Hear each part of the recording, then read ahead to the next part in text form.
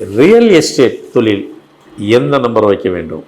நான் தான் சொல்கிறேன் இல்லையா, இந்த எண்கணிதம் என்பது இண்டிவிஜுவலுக்கு ஒரு நம்பர், ஃபோமுக்கு ஒரு நம்பர், ஃபோம்னா கம்பெனிக்கு, ஷாப்புங்களுக்கு அதுக்கு ஒரு நம்பர், மெடிக்கல் லைனுக்கு அதுக்கு ஒரு நம்பர், இன்ஸ்டியூட்டுக்கு அதுக்கு ஒரு நம்பர். பிளைண்டாக ஒரே நம்பர் வச்சிங்கன்னா வேலை செய்யாது. இதுதான் நம்ம ஃபார்மேட்டினுடைய பெரிய ரகசியங்கள். நான் ஒன்று வேரியேஷன் காட்டுவேன், அப்போ தான் அது வேலை செய்யும், அப்போ தான் அது கனெக்டிவிட்டி ஆகும். அதெல்லாம் செய்யத்தான் வேணும். நீங்கள் அப்போது ஒவ்வொன்றுத்துக்கும் சின்ன சின்னதுக்கு அதுக்கு தனியாக நீங்கள் சின்ன சின்ன இதுக்கு சின்ன சின்ன முதலீடு பண்ணுங்கள்.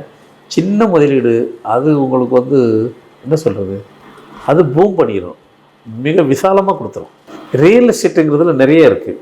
பிளாட்டு விற்கிறது, வெறும் காலி மணியை விற்கிறது, அதான் பிளாட்டு காலி மனை, கன்ஸ்ட்ரக்ஷனு, இன்ஃப்ராஸ்ட்ரக்சரு பெரிய லெவல், அது அடுத்து இப்படியே நிறைய இருக்குது. சில எம்என்சி கம்பெனிகளுக்கு வாங்கி கொடுக்குறது இடத்த ஏக்கர்ஸ் கணக்கில்.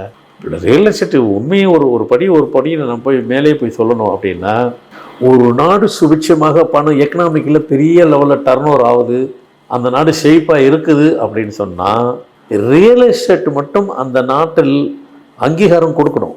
ரியல் எஸ்டேட் மட்டும் அந்த நாட்டில் வந்துட்டு சுபிட்சமாக நடக்கணும். ரியல் எஸ்டேட் மட்டும் ப்ரியாரிட்டி கொடுக்கணும் அந்த அரசாங்கம். என் உலகம் ஃபுல்லாக சொல்கிறேன். அதில் தான் ஃபண்ட்ஸு ஃப்ளோட்டிங் ஹெவியாக இருக்கும். அந்த ஃப்ளோட்டிங் வந்துட்டு அந்த நாடே செழுமையாக இருக்கும். நீங்கள் ரியல் எஸ்டேட்டில் கையை வச்சிங்கனாக்கா அந்த நாடு படுத்துடும். இது உலக நீதி. ஏன்னா ரியல் எஸ்டேட்டுங்கிறது அப்படி ஒரு பொண்ணுனா கோல்டு, மண் ரியல் எஸ்டேட்டு பிரமாதமாக இருக்கும், செழுமையாக இருக்கணும், செழிப்பாக இருக்கணும்.